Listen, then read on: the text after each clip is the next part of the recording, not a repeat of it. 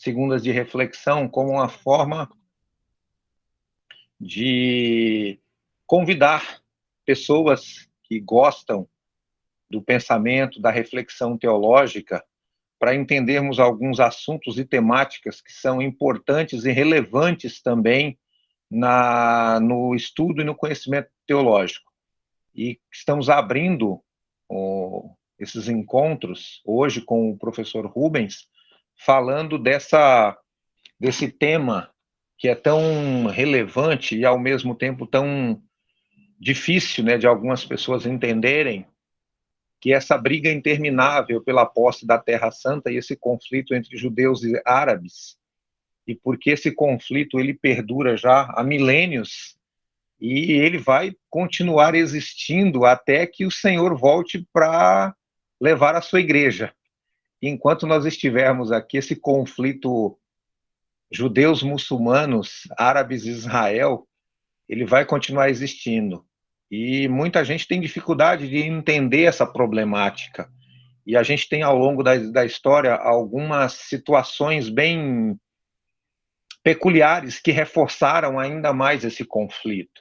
E o professor Rubens vai estar compartilhando um pouco disso conosco, trazendo lá desde os rudimentos históricos, transitando um pouco no decorrer aí desses quase cerca de 4 milênios de história, e, por fim, trazendo um contexto atual do que está ocorrendo lá, para nós podermos entender toda essa problemática desse conflito que já atravessa milênios entre judeus e árabes, entre dois povos que são irmãos, que nasceram da mesma linhagem abraâmica, mas que não convergem, muito pelo contrário, eles estão o tempo todo em conflito e divergência. Então, em nome do IBB, queria agradecer a todos que estão conosco e reforçando a ideia, esses encontros nós pretendemos fazê-los a cada 15 dias, essas segundas de reflexão, e a cada semana, a cada 2 semanas, nós queremos trazer algum tema que seja relevante para compartilhar com os irmãos, que ao mesmo tempo seja de reflexão, mas também provocador e instigante. E eu espero que o nosso encontro de hoje, ele também seja isso, ele possa nos aguçar a nossa percepção e despertar em nós o desejo de fato, viver a experiência da graça de Deus em Cristo e olharmos tanto para judeus quanto para árabes como povos que precisam da graça de Deus em Cristo e precisam da salvação de Jesus Cristo. E o instrumento para isso somos nós, que somos a igreja do Cristo vivo, a anunciar as boas novas de salvação. Então, muito obrigado a todos. Espero que vocês sejam abençoados e que nós tenhamos um encontro edificante. Eu vou já passar a palavra para o Rubens, não sei se ele está me ouvindo bem.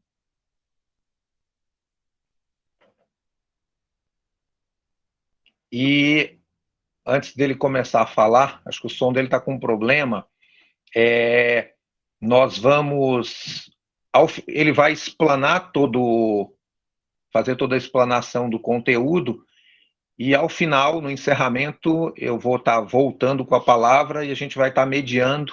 Se você tiver interesse em fazer alguma pergunta, algum questionamento, tem uma mãozinha aí que você pode clicar e a gente vai abrindo os espaços para que vocês possam fazer as perguntas e os questionamentos de vocês ou referendar alguma coisa. Tudo bem? Então, Rubens, se você estiver pronto, eu já vou passar para você para que a gente possa começar. Vocês estão me ouvindo? Opa, 100%. Agora sim, professor. Perfeito, pastor, perfeito. Agora tá. Então, eu tinha preparado aqui no PowerPoint, né? Mas não deu certo o som aqui no meu notebook. Então, peço desculpas, não vou poder apresentar os slides aí. Mas vou ver Vou dar o meu melhor aqui, né? Pra gente falar um pouquinho sobre esse tema aí. E quero dizer também que é um prazer rever vocês, né? Estou com saudades do IBB e vendo aí o Andrei, a Rus, faz tempo que eu não a vejo. O Márcio, nós A gente está sempre se falando aí, né? Mas agora, ultimamente, por WhatsApp, né? Chamada de vídeo. Mas, enfim, é sempre um prazer estar com vocês. Bom, o conflito aí entre árabes e Israel, né? A nação de Israel, ele começa lá na Bíblia, né? Eu tive pesquisando, né? Falando não, pesquisando um pouquinho mais sobre esse tema. Sempre esse tema foi alvo de interesse meu, né? Porque saí não, como historiador, né? No estudo da história, eu sempre me interessei muito pelo tema Israel, Jerusalém, Terra Prometida, né? E aí eu vou para a Bíblia, que nós entendemos que é um documento histórico, né? Lá para o livro do Gênesis, onde já entrando na história de Noé, né? Os filhos de Noé, para quem aí está acostumado a escola dominical, né? A um estudo bíblico, até mesmo quem já cursou teologia, né? A teologia do Antigo Testamento. Não vamos entrar na teologia, mas bem mais na questão da história, né? E dos três filhos de Noé, né, Sem, Cã e Jafé, que aconteceu aí praticamente o povoamento, segundo a historiografia bíblica, povoamento da terra depois do dilúvio. Então, Abraão, que foi aí o chamado por Deus, né, aquele que Yahvé escolheu, tirou ele ali da Mesopotâmia, da região da Mesopotâmia, faz promessas a ele, bom, todos conhecem a história, né? E faz ali não só uma promessa, mas algumas promessas, né? E entre elas, que Deus daria para ele uma terra. Não para ele, mas para sua descendência, uma terra.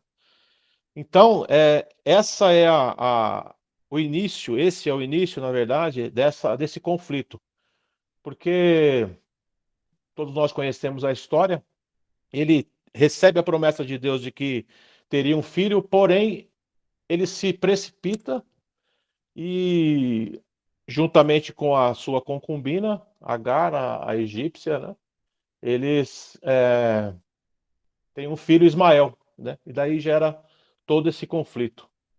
Ismael não era o filho da promessa, não era aquele a quem Deus havia falado, né? Então, eu como pastor, a gente quer entrar numa mensagem, né, falar sobre precipitação, mas aqui não vem ao caso, né? Mas por causa de uma precipitação, de uma de uma de uma ação, né, querendo colocar-se no lugar de Deus, né? Achando, não, Deus está errado, Deus, acho que ele se enganou, talvez não seja para mim essa promessa, e enfim. Aí nasce Ismael e aí começa o problema, né? Porque tem todo o problema com Sara, e aí vem o filho da promessa. Enfim, chega lá Isaac, né? Abraão já bem velhinho. Isaac vem, e de Isaac vem Jacó, né? Jacó e Esaú. Aí, ainda ontem eu estava falando sobre a questão, não é um consenso, né, dentro da teologia cristã, mas estava falando ontem, até na palavra, na pregação, sobre as escolhas, né, os escolhidos, os predestinados de Deus aí, né, numa teologia calvinista. É nítido, né, como que Deus ele faz as suas escolhas, né?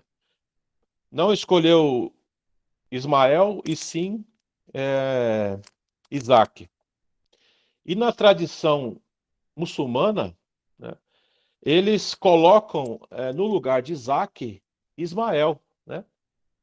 Na tradição muçulmana, do islamismo, eles colocam exatamente o que aconteceu com Isaac, naquela questão do cordeiro, quando Deus pede a vida do seu filho Isaac, eles colocam que naquele contexto entrou exatamente Ismael, né? Mas, enfim, Ismael é mandado praticamente para um outro lugar, para o Oriente, né? E no próprio livro de Gênesis diz que Ismael também teve 12 12 tribos, saíram de Ismael 12 tribos, né? E eles se espalharam, essas tribos, elas se espalharam pelo Oriente, né? E aí, na história voltando para a história de Israel, vem Jacó. Jacó tem os seus 12, Jacó tem o seu nome mudado, lógico, e tem os seus 12 filhos, e esses 12 filhos, né, tem aquele probleminha com José, que de José saíram duas tribos ali, Manassés e Efraim, mas enfim, as 12 tribos de Israel que vão para o Egito, eles entram no Egito, todo aquele contexto de José.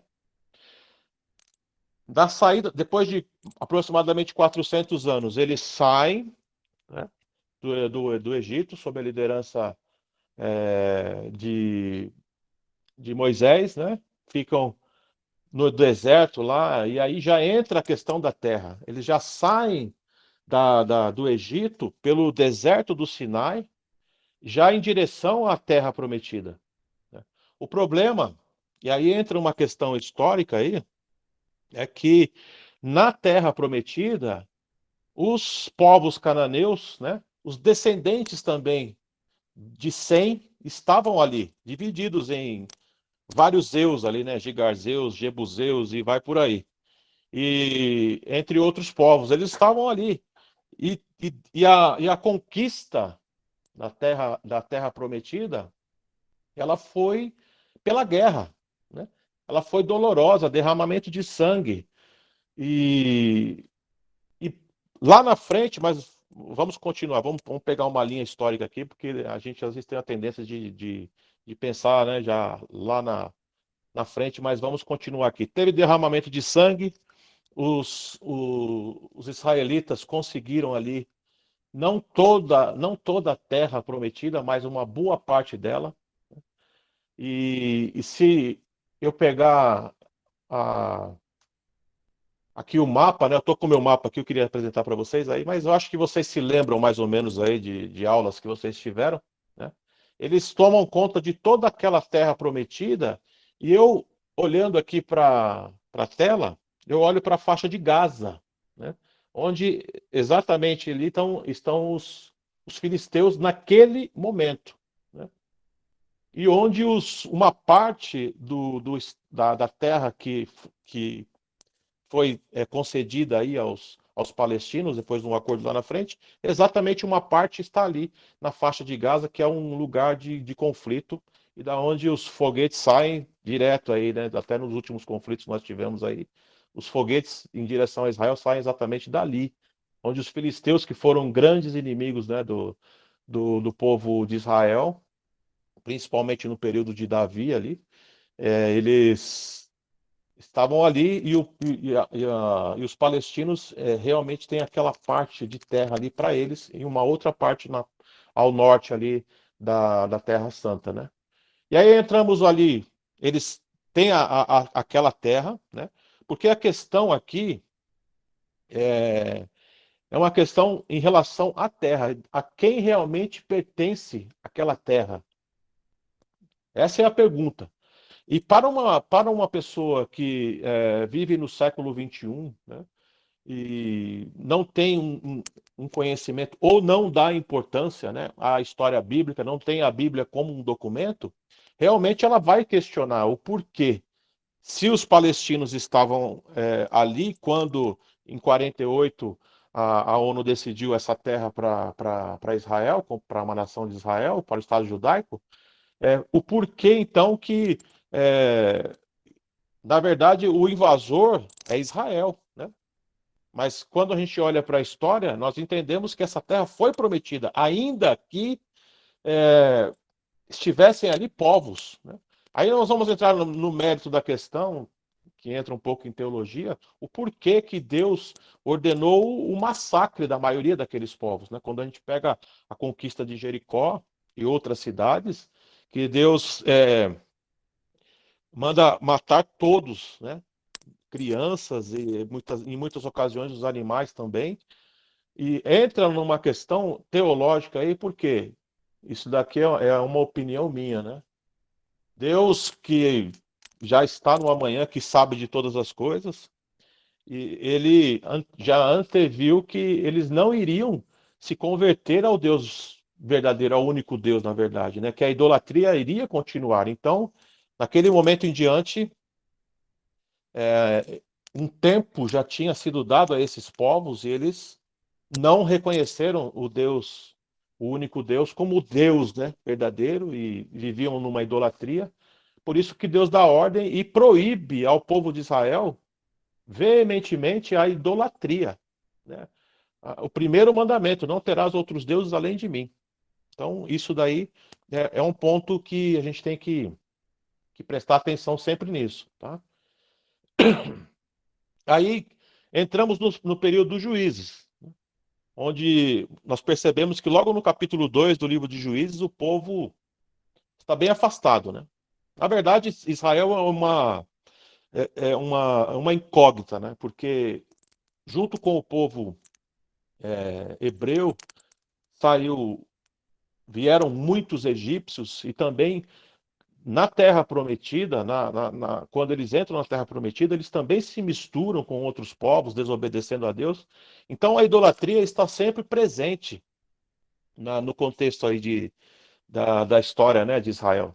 E no período do juízo não foi diferente. Eles se afastavam, Deus permitia uma repressão de algum povo ou de outros povos, e eles se voltavam para Deus, e Deus levantava ali um líder, um juiz, para que liderasse ali uma revolta contra os inimigos. Enfim, viveu esse ciclo, né? Um período de paz, um período de guerra, um período de paz, um período de guerra, até eles pedirem um rei. Aí nós já entramos em 1 Samuel, quando o povo de Israel pede um rei para o próprio profeta, né, Samuel, e ele vai conversar com Deus, e Deus fala: olha, não fica triste não, porque eles estão, na verdade, assim, eles estão falando contra mim, né? Eles não me querem mais como. E Deus dá ali uma série de. Já no Deuteronômio, Deus fala a respeito desse período dos que eles iriam pedir um rei, né? E Deus dá ali algumas ordens, entre elas que o rei não tivesse muito ouro, que o rei não tivesse um exército enorme, né? Porque justamente para que eles não se achassem, né? Que a força vinha deles, mais de Deus, né? Mas enfim, o rei Saul começa até bem, né? Ali de uma forma humilde, mas infelizmente ele acaba se perdendo. Depois vem o rei Davi, também com seus erros, mas foi o grande rei, e é considerado o grande rei até hoje para os judeus, né? É uma figura que está presente no inconsciente coletivo do povo hebreu, judeu, israelita, essas nomenclaturas que nós encontramos em determinados momentos da história, né? Isso é um outro ponto interessante para refletir, né, a respeito dos nomes, né, de Israel. Mas Davi é realmente aquele ícone da, da- do povo, né, judeu até hoje. E depois vem o rei Salomão, né, onde praticamente Israel atingiu ali o seu ápice, tanto em relação ao território, como em relação à glória, né? Foi realmente ali, pelo menos uns 20 a 30 anos, como sendo é, talvez a principal nação daquele período antigo, sob a liderança ali de Salomão. Mas todos vocês conhecem a história, quando ele vai caindo, né, espiritualmente, consequentemente, esse afastamento de Deus levou à divisão do reino, né? Ah, Reino do Norte, com a capital em Samaria, com Jeroboão ali como rei do norte, um inimigo de Salomão, que vai e está no Egito, fugido para não morrer. E quando ele fica sabendo da morte de Salomão e de Roboão como rei ali do sul, que era um jovem ainda inexperiente, tem aquele contexto que ele vai perguntar para o povo a respeito para o povo não, né? O povo chega até ele, os anciãos do povo chegam até ele e falam: olha, teu pai errou muito, cobrou altos impostos e assim, assim, assim. E ele não liga, vai pedir opinião para os seus colegas aí, mais jovens, e eles falam, não, tem que cobrar mais ainda, tem que ser mais pesado do que o seu pai. E aí há uma rebelião, né? E 10 tribos, eles se dividem, né? 2 tribos só ficam para o sul, Judá e Benjamim, e as outras 10, elas ficam ali sob a liderança agora de Jeroboão, que volta para liderar. E a idolatria continua, né? Ali no Reino do Norte, nenhum rei agradou a Deus, assim, no sentido de buscar a lei, de ter ali a Torá como base, né, do seu reinado. E no ano de 722, Deus permite ali que a Síria venha e domine ali sobre Israel do Norte. E a grande questão no tempo de Jesus, entre judeus e samaritanos, é exatamente por causa disso, dessa mistura, dessa miscigenação, desse sincretismo, não desse sincretismo cultural, religioso e também dessa miscigenação que houve entre o povo das 10 tribos e não somente assírios, mas outras nações que a Síria dominava, eles também, o rei e a liderança ali da Síria, eles enviaram essas pessoas para lá e eles se misturaram com os israelitas. E ali nasceu um povo impuro, né, segundo a visão judaica, principalmente ali a gente vê muito isso no período de Jesus, né? E voltando um pouquinho, descendo um pouquinho de novo ali para o sul, é, a mesma coisa que aconteceu com Israel do Norte, né, aconteceu com Israel do Sul, que tinha sua capital em Jerusalém. No ano de 597 a.C., Nabucodonosor já tinha dominado a Síria. Nabucodonosor faz o cerco a Jerusalém, leva ali alguns cativos. Talvez nesse primeiro cerco tenha ido Ezequiel, Daniel e outros nobres ali do reino de Judá, né? E no ano 586 a.C., há aquela destruição do primeiro templo, né? E logo após essa destruição, o exílio, né, que foi profetizado por Jeremias e outros profetas, mas principalmente por Jeremias, que foi ali o mais próximo, que estavam vivendo praticamente aquele período. Eles vão para o exílio, passam ali 70 anos e depois voltam. Depois de 70 anos, como o profeta Isaías havia falado sobre Ciro, né, mais ou menos 100 anos antes dele tomar aquela atitude de liberar o povo de Judá para voltar à sua terra. E aí tem um período aí de 10 anos, mais ou menos, entre a volta de um primeiro primeiras pessoas que voltaram, né, sobre a liderança ali de Zorobabel, até o período de Neemias, em relação à reconstrução dos muros, né? Então, nós percebemos que a terra, né, a terra que nós chamamos de Terra Santa, nós como cristãos, ela foi conquistada, né, por Israel, uma promessa de Deus a Abraão, e eles entraram na terra, só que por causa da idolatria, principalmente nesse primeiro período aí, né, até o exílio, a idolatria era muito forte, não somente no Israel do Norte, mas no Israel do Sul também, em Jerusalém, ainda que muitos reis ali de Israel do Sul, né, vamos colocar assim, Judá, se voltaram para Deus, né? Histórias lindas de Josafá, de Ezequias, do rei Josias, e outros reis aí que se voltaram para Deus, e a gente percebe, irmãos, que quando esse povo se voltava para Deus, né, se arrependia, como Deus os tratava, como Deus preparava que os seus inimigos se afastassem, tempos de paz, né? E a gente olha a história e fala assim, meu, como é que pode, né? Como eles não perceberam isso? Mas isso acontece também com a gente, né? A gente, às vezes, a gente dá aquela afastada, né? e a gente percebe como é difícil ficar longe de Deus, né? Mas enfim, isso aí é para uma outra questão aí, outro dia.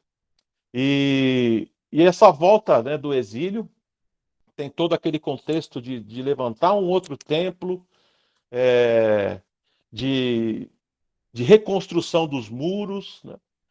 Porém, mais uma vez, eles se afastam de Deus, né? E, e, o, e as coisas estão acontecendo no mundo, né? As conquistas, as nações estão aí dominando.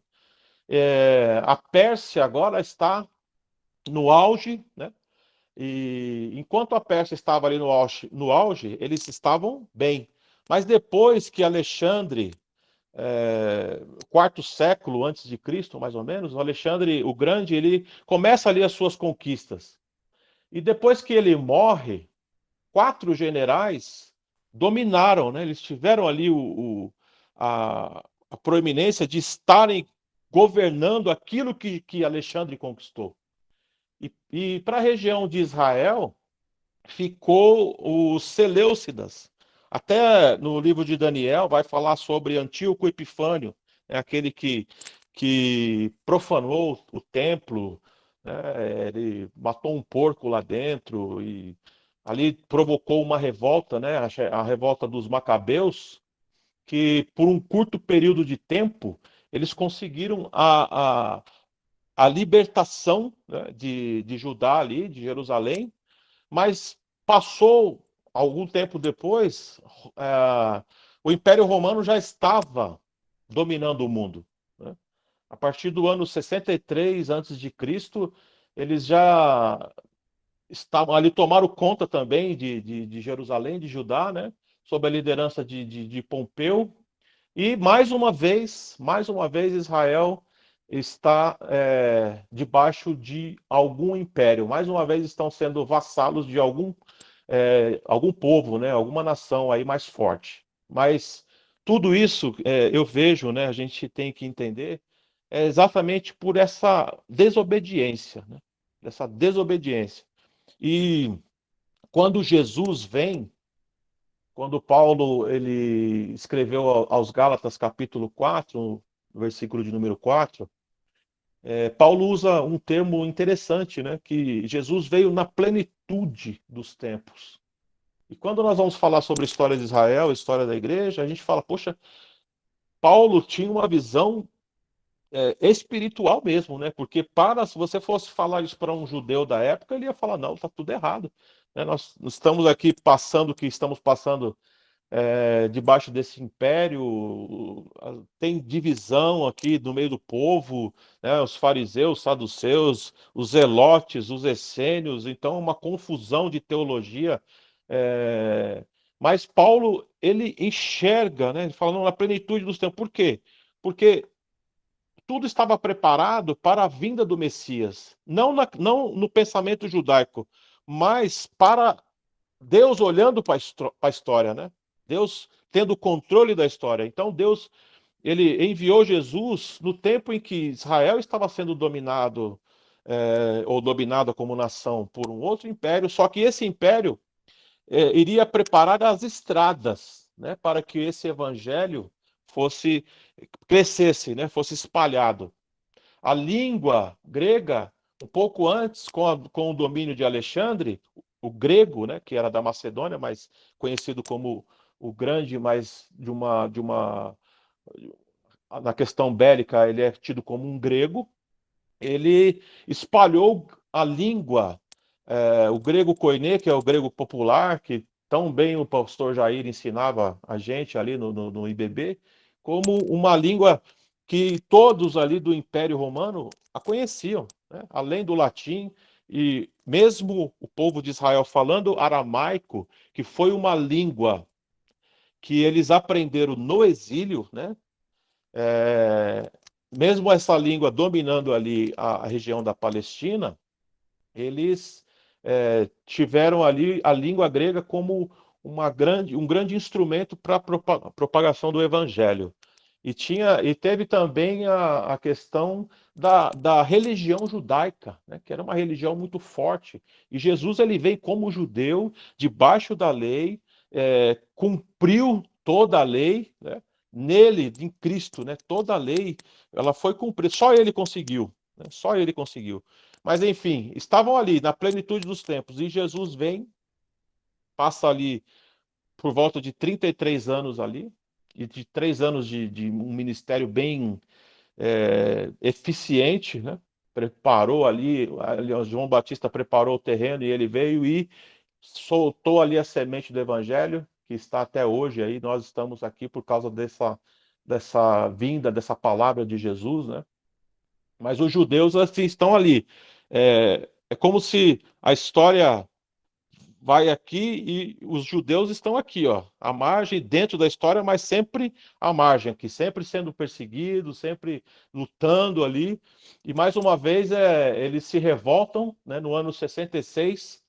No ano 66 depois de Cristo, há uma revolta, o início de uma revolta, que chega até o ano 70, com, mais uma vez, a destruição agora do segundo templo pelo Império Romano. Tem lá na cidade de Roma um, uma homenagem, né, ao general Tito, e exatamente desse contexto aí, da destruição do templo de Jerusalém, da destruição de Jerusalém, né, como um todo ali, essa perseguição aos judeus aí. E eu sempre gosto também, quando eu vou falar sobre isso, de lembrar da fortaleza de Massada, né? De como o judeu, ele sempre, o judeu verdadeiro, né? Aquele que tem ali as suas convicções em relação a Yahvé como Deus, como único Deus, como eles lutavam. E a fortaleza, o contexto da fortaleza de Massada é algo assim impressionante. O Império, os soldados de Roma, eles demoraram um tempo para conseguir invadir essa fortaleza, né? E quando eles chegaram lá, se não me falha a memória, foram 3 anos de luta tentando exterminar esses judeus. E quando eles chegam ali, eles tiraram as suas próprias vidas, né? Se suicidaram. Então eles não deram o gostinho de um soldado romano ter tido aí o gostinho de ter matado algum judeu, mas eles mesmos tiraram as suas vidas, né? E depois disso, ainda nós temos ainda ficaram ali alguns judeus, né? A diáspora, ela não aconteceu exatamente nesse momento.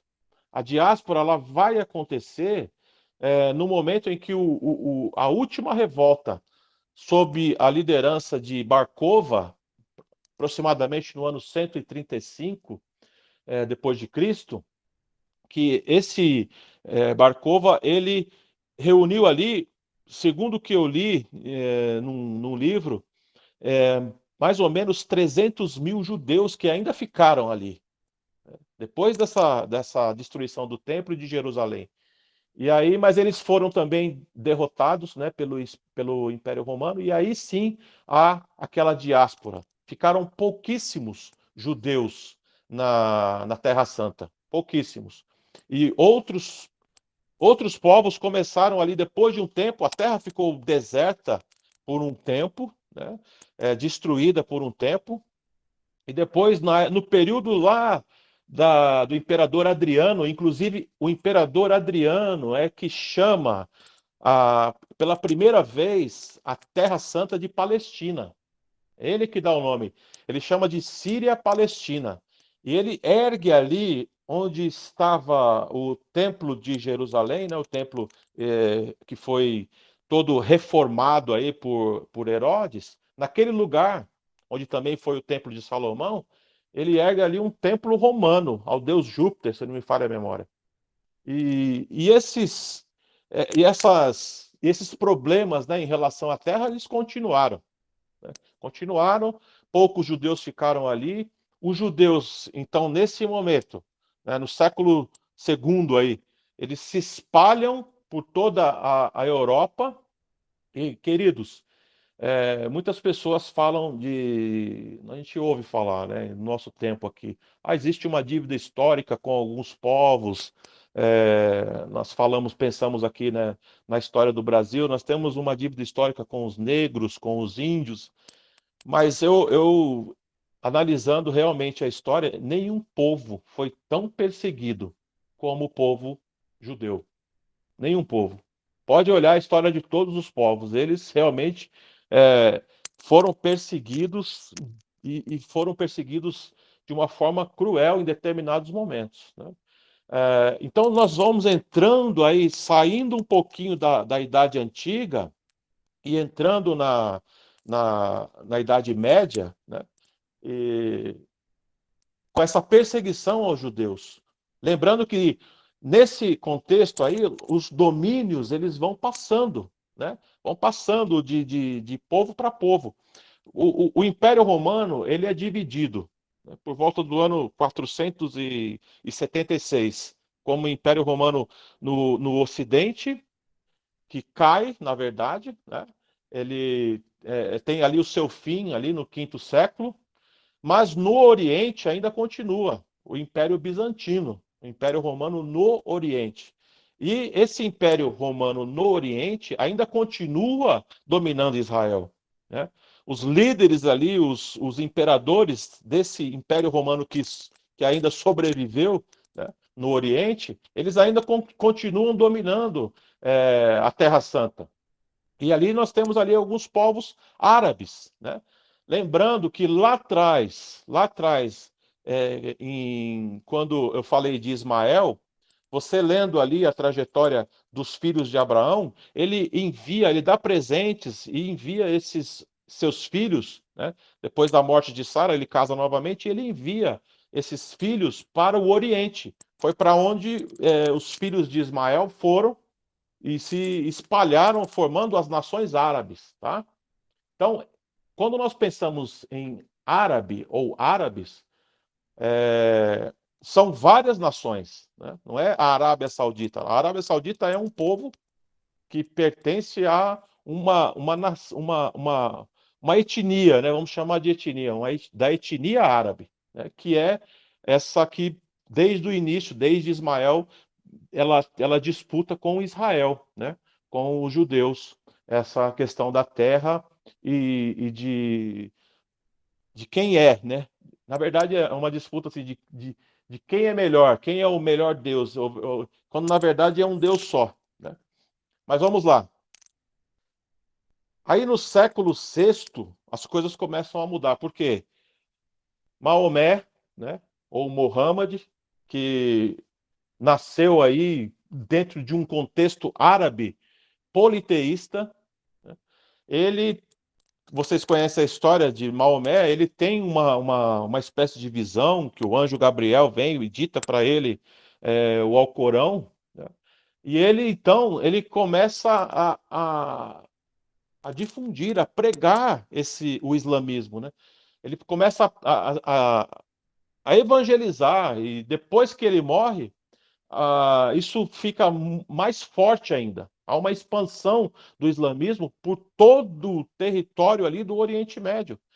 Então, hoje, o Egito não tem nada a ver com aquele Egito do período, vamos supor, da saída do povo de Israel do Mar Vermelho. Não tem nada a ver com o Egito dos faraós. Hoje, o Iraque e o Irã, que são descendentes dos persas, né?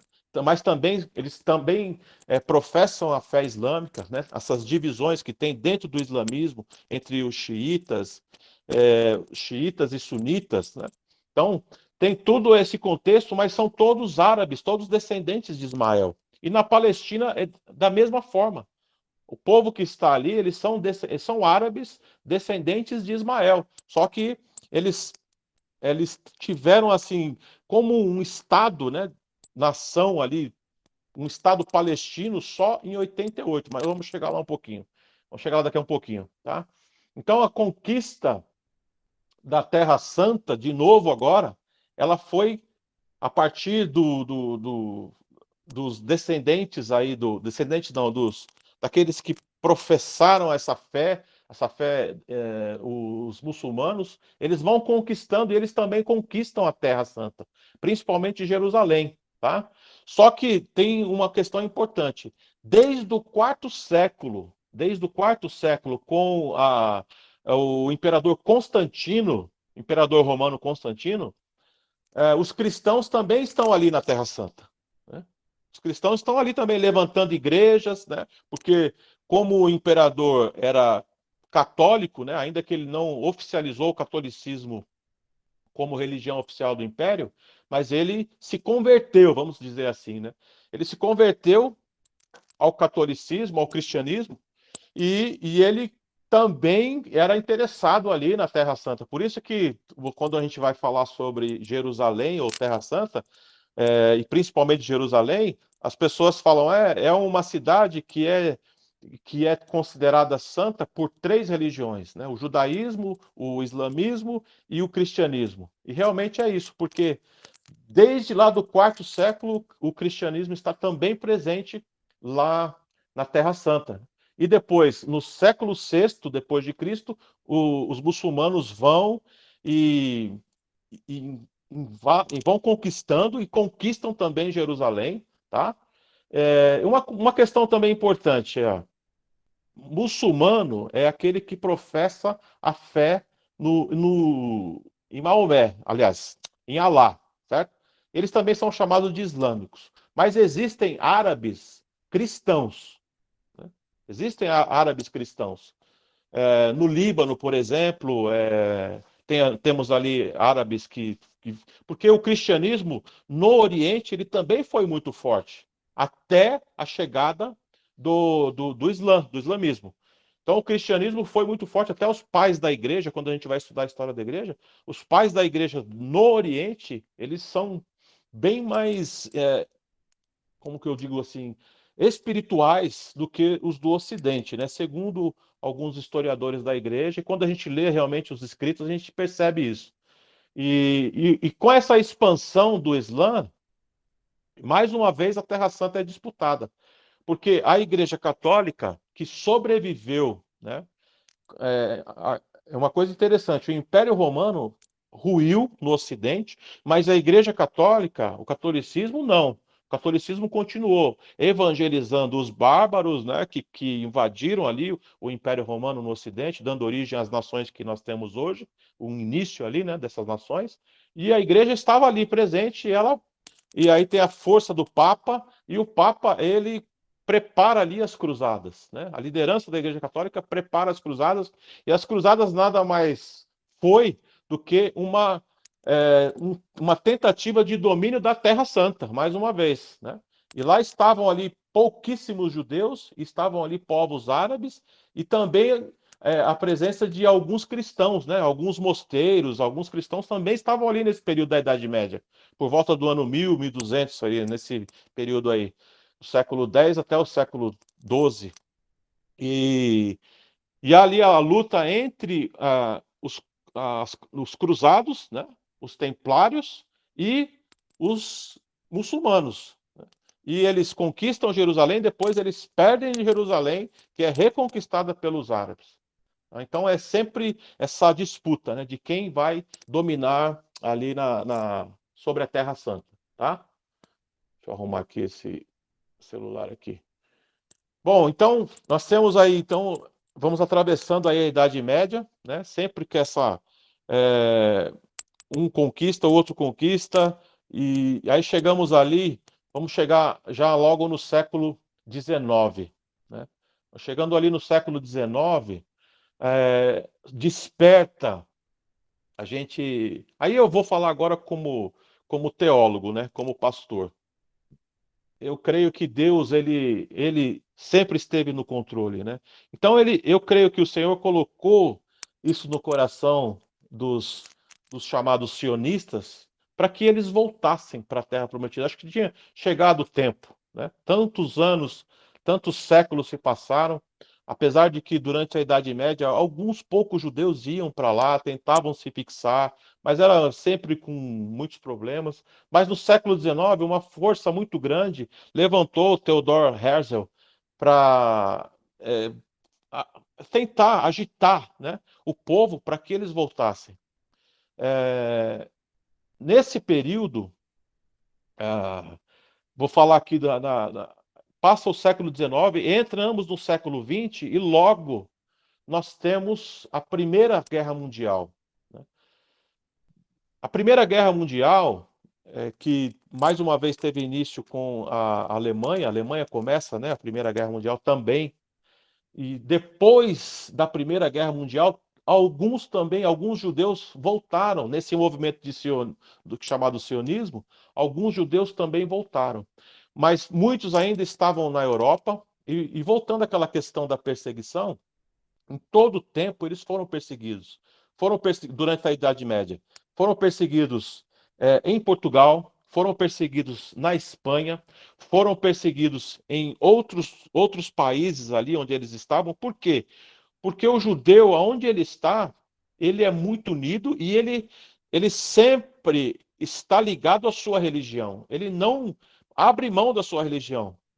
E um dos pontos da perseguição dos cristãos aos judeus é exatamente isso. Principalmente em Portugal, né? Nós temos ali aquele período que fugiu o nome agora, estava lembrando agora, em que os, os católicos eles obrigam os judeus, principalmente em Portugal e na Espanha, a se converterem, né, ao cristianismo. É obrigatório, porque senão eles teriam que sair. Né? Então, muitos ali fingiram uma conversão ao cristianismo, mas, na verdade, eles nunca deixaram a sua religião. Né? Mas, enfim, vamos lá. Nós passamos da Primeira Guerra, e o domínio agora está nas mãos da Inglaterra, né? O chamado Império Britânico, que foi muito forte no século XVIII, XIX e no início do século XX. A Inglaterra dominou, né? E mais uma vez ela estava ali, Israel, né? A Terra Santa, na verdade, debaixo de domínio de uma nação poderosa. E nesse contexto ali da Primeira Guerra, entre a Primeira Guerra e a Segunda Guerra, a Inglaterra estava dominando. E agora eu tenho que lembrar, né, irmãos, do período mais sombrio da história dos judeus, da história de Israel, que foi o Holocausto, na Segunda Guerra.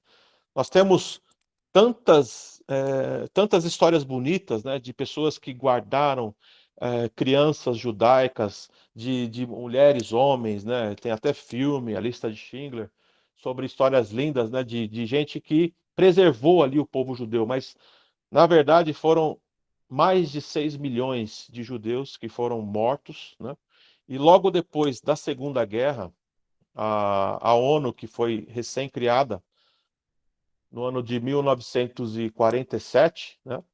Ela faz ali uma união, porque ainda está a questão do conflito, está lá pegando fogo ainda, a questão assentamentos judaicos, alguns judeus que já estavam lá, os palestinos que estavam lá também, e aquela briga, e aí a ONU, a Inglaterra, ela passa essa questão para a ONU, e aí tem um fator importante que das pesquisas que eu fiz, poucos falam sobre isso, né?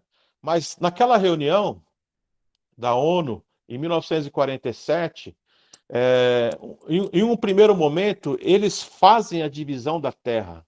Né? Eles fazem a divisão da Terra e aquela parte de Gaza que eu falei no início da minha fala, ficou para a Palestina, mais uma parte em cima, né? Então ficou separado. E o Estado de Israel, segundo essa proposta da ONU, ele era maior, porém ele seriam menos judeus, né? Vamos supor que, não me lembro a quantidade de judeus, mas tinham mais palestinos do que judeus, e o território judeu era maior naquela proposta. E os árabes, né, os palestinos, e quando eu falo árabes, todas as nações em volta ali, eles estavam, claro, junto com os palestinos. Né? E a ONU, ali reunida, em 47, depois dessa proposta que não foi aceita, para que Israel voltasse a ser um Estado, teve uma votação. Né? E quem presidiu essa votação na ONU foi um brasileiro chamado Oswaldo Aranha. Né? E eu fui pesquisar um pouquinho sobre ele. Hoje, em Israel, tem um museu que fala sobre esse período, Esse museu tem o nome dele, Oswaldo Aranha. Tem uma praça e uma rua. Uma rua em Tel Aviv e uma praça em Jerusalém com o nome desse brasileiro chamado Oswaldo Aranha, que deu ali o seu voto ali para que Israel voltasse a ser um Estado, né? Tem uma passagem no livro do profeta Isaías que está escrito assim: será que poderá nascer uma nação em um dia? Israel nasceu naquele dia, né? Claro que eu estou resumindo, né? Muitas coisas aconteceram, outros contextos aí, muitos problemas nós tivemos aí, não foi uma coisa simples assim, né? Estou falando de uma forma romântica aqui, né? Mas Israel nasceu nesse dia, quando foi dado ali esse voto, esse último voto desse brasileiro aí. E os árabes palestinos que estavam ali na terra, vamos colocar aí, sei lá, desde a Idade Média, né, há tantos anos, eles não aceitaram, né, Israel como um Estado. E também não aceitaram aquela divisão que eu falei agora, proposta pela ONU, né? E aí, logo depois que Israel agora oficialmente um Estado, pouquíssimo tempo depois, logo em seguida, os países árabes, Jordânia, Síria, o Egito, o Líbano e o Iraque, eles atacam Israel. Que assim, por Deus, né? O exército estava começando e eles já foram atacados. E esse primeiro conflito durou aproximadamente 7 meses, né? Os árabes perderam, claro, e mas eles não conseguiram destruir Israel, e houve ali acordos ali para alguns territórios. Eles ficaram com alguns territórios, mas Israel acabou mais uma vez conquistando mais alguns, né?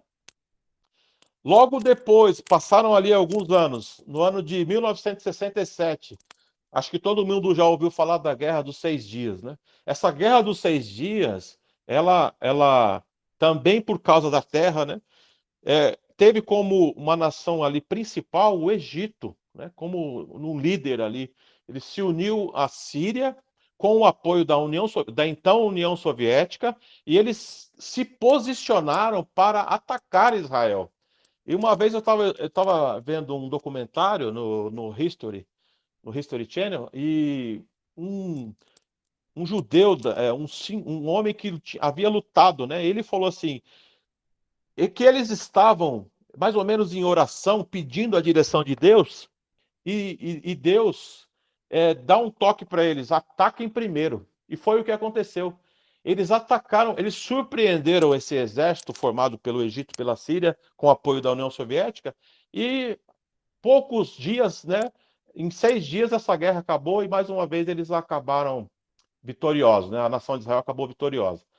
E depois nós tivemos muitos outros conflitos, né? Vou falar só mais um aqui, foi a guerra do Yom Kippur, também dentro desse contexto, dessa guerra entre Israel e os palestinos, né? A guerra do Yom Kippur em 73, mais uma vez Israel ele se sobressai, ele vence, né? E muitos outros conflitos ali na faixa de Gaza. Recentemente, nós vimos aí os mísseis que saem da faixa de Gaza em direção à nação de Israel. O, o, o Estado da Palestina, ele foi criado em 1988, né? No tempo que o Yasser Arafat ele começou a liderar essa aliança palestina nos anos 60, e no ano de 88, né, que eu falei agora, eles conseguem ali o Estado palestino. Só que eles não se contentam, eles não aceitam, né? Na verdade, eles querem mais terras, e principalmente Jerusalém, né? Acho que o centro de toda essa guerra aí, na verdade, é Jerusalém, né? Todos querem Jerusalém ali. Ah, menos os cristãos, né? Mas os palestinos eles querem Jerusalém totalmente para eles, e Israel, né? Que nós cristãos conhecemos a história, nós sabemos que Jerusalém é a capital de Israel. Recentemente, governo americano instalou ali a sua embaixada na cidade de Jerusalém, que o Márcio vai lembrar, quando nós fomos numa sinagoga e entrou ali o rabino ali, falou alguma coisa, né, sobre, não precisamos de reconhecimento de nenhum país, nós sabemos que a nossa capital é Jerusalém. Então, é uma questão, assim, de fé, né? Eu sei que quando nós falamos isso, quem talvez não tenha essa mesma visão que um cristão tem, né, em relação a Israel, possa pensar, não, mas isso é complicado, né? Isso daí é complicado, porque na cabeça dos palestinos, a terra pertence a eles porque eles já estavam ali há tantos anos, né? E lembrando também, queridos, que tem o Hamas, né, que é esse braço terrorista que, que domina, que coloca crianças na linha de frente, que levanta, né, que tenta levantar crianças para lutar nesse exército, põe ali como a imprensa, né, que a imprensa, infelizmente, a imprensa mundial ela é tendenciosa, né? Então, se puder falar mal de Israel, eles vão sempre falar mal de Israel. Eu não estou aqui dizendo que nós temos que, sim, como o Márcio falou no início, temos sempre que pensar em reconciliação, em paz, né? E a gente pensa nas crianças, a gente pensa nos inocentes, a gente tem exageros, né? Já aconteceram exageros pelo lado de Israel também, soldados de Israel, mas sempre quem inicia o conflito é sempre o lado palestino, né? E nos últimos tempos, o Hamas, que é esse grupo terrorista que está sempre atacando, sempre tentando destruir a nação de Israel, que é, lembrando, a única democracia daquela região, né? Entre os povos árabes ali, semitas, né? É a única democracia. Você pode olhar, todos ali são praticamente ditaduras ainda. Alguns países têm seus reis, né? É vamos dizer, um império.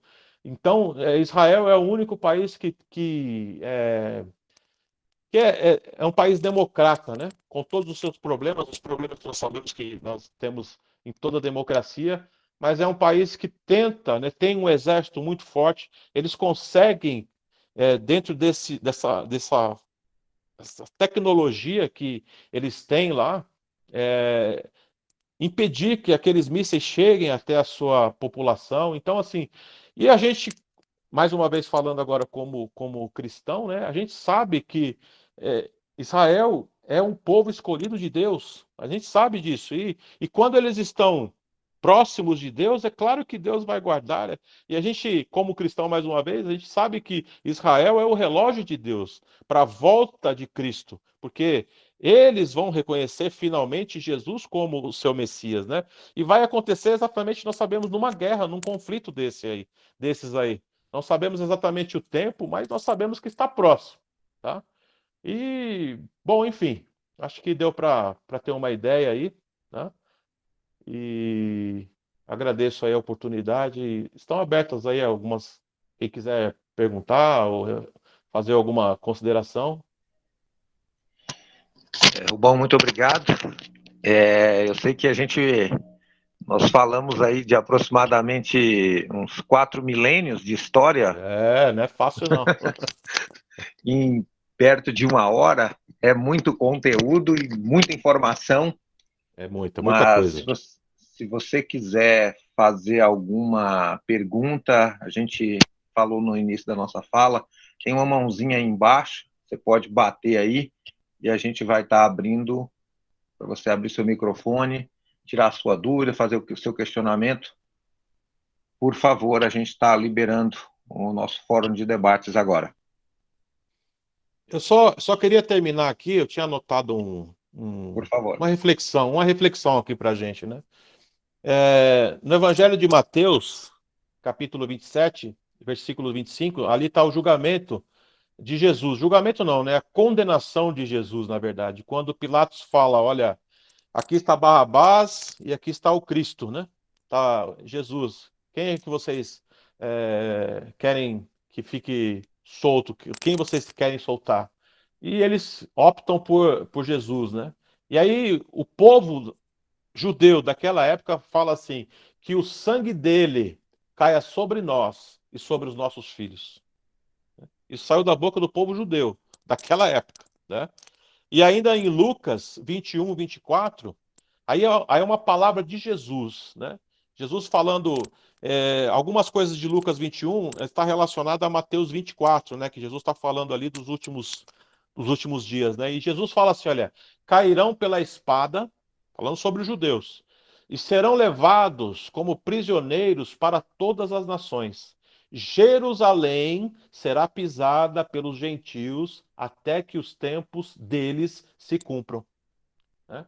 Então é algo para a gente refletir, né, sobre tudo que aconteceu com Israel, debaixo de uma palavra que eles falaram e da palavra que Jesus também falou sobre o que iria acontecer nos últimos tempos, né? Tá bom? Mas está aberto aí para quem quiser fazer alguma colocação, é sempre bem-vindo. A gente está começando aí, acho que é com o Andrei. Então, por favor. Boa noite, pastor.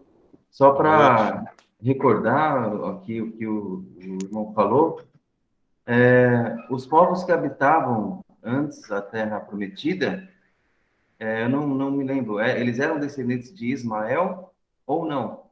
Eram outros povos? Descendentes de Sem, né? Ismael, os descendentes de Ismael são os povos, os árabes, né? Vamos colocar assim. Agora, os cananeus, eles eram descendentes de Sem. O erro de Israel foi só não ter matado todo mundo como Deus pediu, né? Daí acho que teria menos problema hoje. Exatamente. Mas Exatamente isso. Não se esqueça que eles teriam que dar cabo depois dos samaritanos, que os samaritanos também se misturaram com os povos árabes. Exatamente.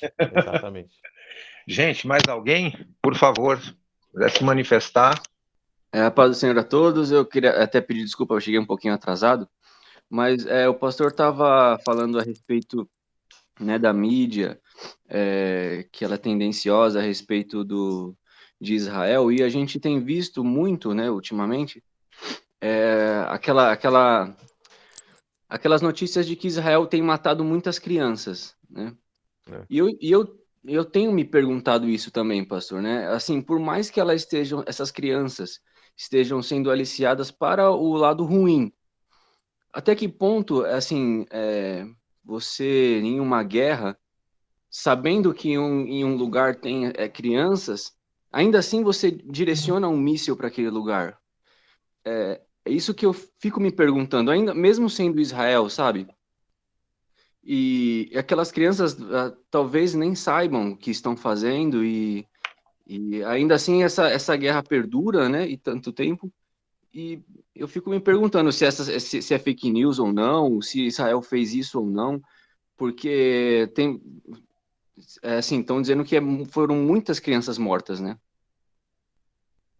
Então, o Israel, eu entendo assim, que, né, como é que eu falei, a mídia ela é tendenciosa, e se tratando de Estados Unidos, Israel, se tratando de capitalismo, isso tudo aí vai sempre ter uma deturpação, né? Ter uma visão. Mas o que eu entendo é que assim, é, as crianças que estão morrendo, provavelmente, não vou te falar com toda certeza, mas são aliciadas pelo Hamas, né? Eles colocam essas crianças na linha de frente. Eles, de uma certa idade, eles já começam a ensinar essas crianças a atirar, né? A odiar o judeu, né? Então, provavelmente, as crianças que estão morrendo são essas, que estão junto com o Hamas, provavelmente, tá? Sim. Mas aí você tem toda a razão, né? Agora, o que Israel pode fazer? Vamos pensar assim: teve um episódio em que uma criança, né? Isso aí eu vi há pouco tempo. Uma criança estava com. Não, isso aconteceu há muitos anos atrás, na verdade. Uma criança estava com um fuzil de brinquedo na mão. E um soldado israelita, um israelense, ele viu de longe, ele não sabia. Então, quando ele viu aquele fuzil na mão da criança, ele atirou e matou a criança. Só que era um fuzil de brinquedo. Então, são questões assim que a gente fala, poxa, né? Como eu falei, há exageros dos dois lados, mas principalmente do lado do Hamas. Eu coloco o Hamas, sabe por quê? Porque é eles que lideram, eles são é um grupo terrorista. Tem muito palestino ali que não quer guerra. Tem muito palestino que fala, não, tá bem, eu tenho meu pedaço de terra aqui, não precisa disso. Mas os caras, né, a minoria, eles vão lá e começam, não, não, a terra é nossa, e eles incitam o povo. Mas eu sei que tem gente ali do bem e que estão vivas, né? E que quer paz, você entendeu? Mas tem esse problema. Então eles colocam crianças para que saia na mídia que o soldado israelita, soldado israelense, né? Ele está matando crianças. Você entendeu mais ou menos como é que funciona? Enquanto se alguém formular alguma questão aí, um ponto que o Rubens tocou interessante é na questão, por exemplo, do período das cruzadas. Talvez o período das cruzadas tenha sido, em relação à região da Palestina, tenha sido o período mais nefasto e devastador daquela região. Porque a ação primeira contra os muçulmanos, e aí também tem outro detalhe, foi uma ação da igreja cristã, da igreja católica romana, quando ela insufla o surgimento das cruzadas à Terra Santa, e quando os cavaleiros, os cruzados, principalmente os templários, eles não atacavam, eles não vieram apenas para conquistar Jerusalém, a Terra Santa, para a cristandade. Eles vieram também para dizimar os muçulmanos e também os judeus que lá estavam. Sim. Então, uma ação da cristandade contra os povos que ali habitavam. Porque até então, mesmo com toda a insurgência de Maomé, da Guerra Santa, da Jihad, a Guerra Santa, os judeus viviam sobre a tutela dos árabes até então, de certa forma, meio pacífica. Um exemplo disso, não sei se vocês já ouviram falar na figura de Maimônides, que é considerado um dos maiores rabinos da história judaica. E Maimônides era médico, filósofo e escritor, e ele trabalhou na corte muçulmana. Se não me falha a memória, ele trabalhou junto com o sultão, me deu branco agora no nome do sultão, mas ele foi um dos que estava no contexto, então havia isso. E as cruzadas também, elas startam muito esse movimento de agressivo, e ela fomenta essa ação de contenda entre cristãos, judeus e árabes. Eu acho que isso é interessante. Ela é um divisor de águas nesse conflito. Sim, sim, bem lembrado. É um período muito difícil, né, da história da igreja, porque Jesus ele nunca incentivou ninguém à guerra, né? Jesus nunca falou nada para pegar em armas e conquistar terra, ou lutai pelo meu nome. Nunca, nunca. Então, assim, muitos cristãos erraram, né? Nós temos, eu falo assim, nós temos muitos amigos católicos, mas eu não falo mal dos católicos, eu falo mal de um período em que a igreja, falo mal da liderança de um período que a igreja errou muito, né? É, fazendo o que você comentou aí, a igreja nessa época das cruzadas, eles enviaram crianças. Teve uma cruzada em que crianças foram na frente, né? E depois esse tribunal, né, da Inquisição, que posteriormente surgiu como uma força muito grande, tentando colocar o cristianismo goela abaixo de todo mundo, de judeu, de muçulmano, de seja lá de qual religião que for, você não poderia fazer nada, não poderia professar nenhuma outra religião, somente o cristianismo. Não sei onde eles inventaram isso, né? Então, assim, todos nós erramos, né? A gente fala assim, o povo, e como eu gosto sempre de frisar, não é o povo palestino, né? É a liderança, é o Hamas que está ali na frente, são eles que incitam, são eles que começam a falar no ouvido das pessoas e aí gera esse ódio, é eles que sempre iniciam o ataque, né? Então, assim, a guerra é um sofrimento, né? A guerra é um sofrimento, é uma coisa estúpida, E como nós falamos, né, o nosso mestre nunca incentivou isso, mas infelizmente muitos cristãos incitaram assim, ódio ao judeu, ódio ao muçulmano, e também eles, ao contrário, também é verdadeiro. Quem tiver interesse em estudar esse período, na questão do período das cruzadas, tem o Las Casas, que é um historiador espanhol, se não me falha a memória, que ele trata dessa perspectiva, as cruzadas vistas segundo os cristãos e as cruzadas vistas segundo os muçulmanos. Ele faz um relato dos dois lados, e é bem interessante a perspectiva de cada um em relação às cruzadas. E acho que esse período é um período que ele ajudaria muito a esclarecer algumas coisas dessa contenda. Ela começa muito lá, nesse Legal. sentido. Inclusive no curso de História da Igreja a gente fala bastante sobre as cruzadas, né? É interessante estudar esse período, sim. Muito interessante. É só para provocar vocês, já que a gente está falando das cruzadas, as cruzadas também não houve só massacre, não, gente. Teve um sujeito, não sei se vocês já ouviram falar, um tal Francisco de Assis. Ele deixa a região da Itália e ele vai até a região das cruzadas da Terra Santa, e lá ele é recebido pelo sultão muçulmano. E o sultão recebe a bênção de Francisco. Tamanha a ação dele para poder mediar o conflito. A gente tem umas passagens naquela região muito interessantes. E viveu levantando igrejas, né? Levantando igrejas que foram destruídas nas guerras aí.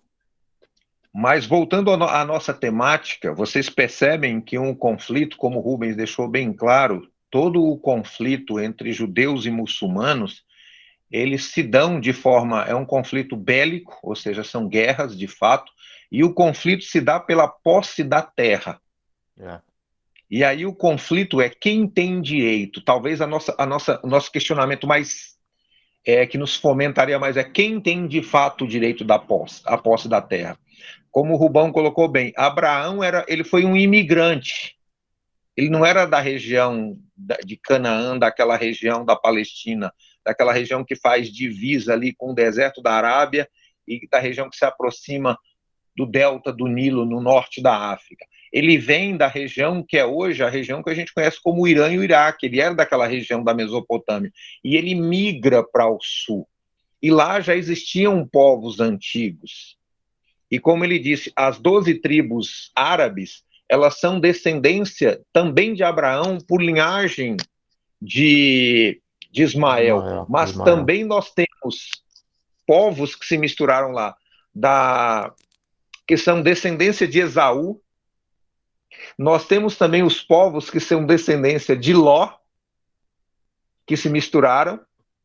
E nós temos também os outros filhos de Abraão, que Abraão teve também com Quetura, depois da morte de Sara, como o Rubão bem colocou. Abraão também casou, se não me falo, teve 5 ou 6 filhos, e esses filhos também migraram para o Oriente. Ou seja, o que a gente vai vendo na realidade ali é que vai se configurando um caldeirão familiar de parentes, de primos, de sobrinhos, que vão se ajuntando e eles vão se misturando àqueles povos que estão lá, e esse caldeirão ele vai se efervescendo no decorrer dos anos. E aí há conflitos de religião, de costumes, de práticas, de conceito de divindade. E quando o Islã surge, é interessante que o Alá é o Al-Ah, é uma divindade que já era uma divindade das tribos predominantes na região. Então, quando Maomé surge, ele catalisa as tribos árabes no entorno dele, as 12 tribos, e ele traz a figura de Alá, e uma frase que eu gosto muito, até estava comentando com um colega no trabalho hoje, tem uma frase que é atribuída a Maomé, que é muito interessante, que ele fala assim, se Deus concedeu uma revelação especial ao povo hebreu, por que não concederia aos povos árabes, que também são descendência de Abraão? Ou seja, você volta no entorno da questão religiosa também e na questão da bênção e da promessa. Não sei se o Rubão queria falar alguma coisa sobre isso. Não, você bem colocou, né? Eles também, quando eles olham para a história, eles falam, nós também temos nossos direitos, né? Então, quando a gente pensa como cristão, você vai falar assim, não, a terra pertence ao povo judeu, né? Agora, quando você pensa como um historiador secular, você fala, não, eu fico na dúvida, né? Então, muitas pessoas têm essa dúvida. E eu acho que, assim, tem que ir sempre na direção da paz, né? Procurar a paz e a divisão ali da terra. Eu acho que dá para os dois povos ali conviverem, cada um com a sua parte, e mas eles não vão levantar, eles não vão, acho que acertar isso aí, talvez só no grande dia, viu? Só no grande dia, no Então, dia do pastor, é isso que Senhor. eu ia comentar. As cenas do próximo capítulo, dos próximos capítulos, sempre são conhecidas, né? É, Paz não tem mesmo. é Né? verdade. E quando fala que todo mundo vai se voltar contra Israel, ainda vai É, acontecer.